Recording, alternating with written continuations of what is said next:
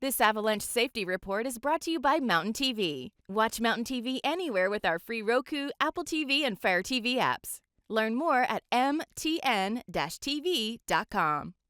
We are doing our weekly update with Brian and the Colorado Avalanche Information Center. Brian, great to see you. It's been a busy week, a lot of snow, a lot of wind. Yeah, a lot of snow, a lot of wind. I want to start by paying thanks to everyone for making some good decisions over the President's Day weekend. We got through a notoriously dangerous weekend All right. without any serious accidents and no fatalities. So we can breathe a sigh of relief for there.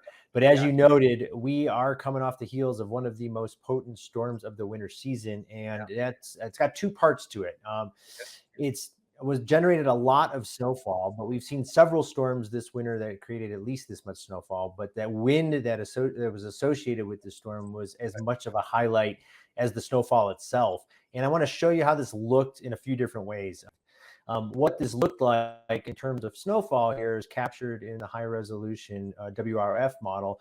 These are 12-hour snow runs. So you can see a big pulse here. That was the the Tuesday, Wednesday storm, a little bit of a lull, and then another pulse comes through late in the work week. And so if you look at what this meant for total snowfall accumulation instead of just the 12-hour totals, you can see we stacked up some really healthy amounts. So those red areas, were exceeding a foot. Those pink and white areas were pushing 2 feet of snow. So you can see the most dangerous areas are concentrated in the San Juan Mountains, portions of the Grand Mesa, and the western portions of the Elk Mountains. That's highlight one of this storm. Highlight two was the associated winds. So this animation is showing the jet stream. These yellow areas are over 140 knots. Brian, for the weather geeks, when you talk about that upper level airflow, how high is that? When you talk about 140, what elevation is that? What altitude?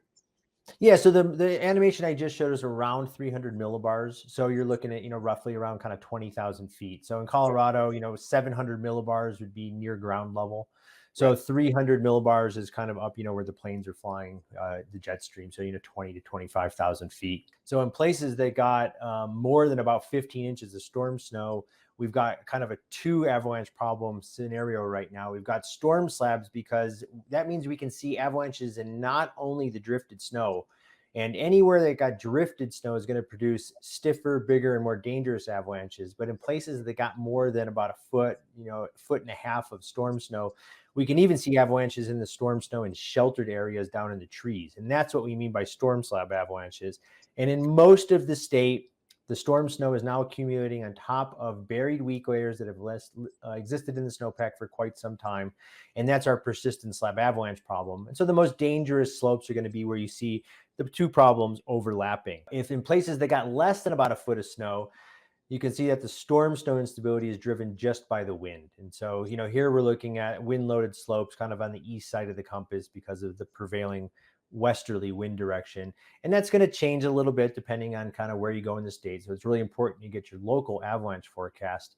And these are the kinds of avalanches that are going to stick with us as we move through the last part of this work week and in through the weekend. The big storm highlight will be over, but we still have periods of unsettled weather. We're still going to have some drifting snow. These are examples of some of these storm slab avalanches in places that got more than about 15 inches of snow. And you can see them breaking way down on the slopes, well below the tree line, not just confined to ridgetop.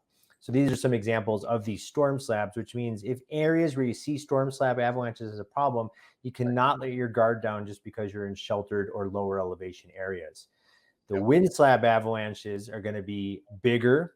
They're going to break deeper because they've got more drifting snow. And you're also going to find them confined to kind of the mainly the east side of the compass. And they're going to be larger and more destructive as you get near a ridge line.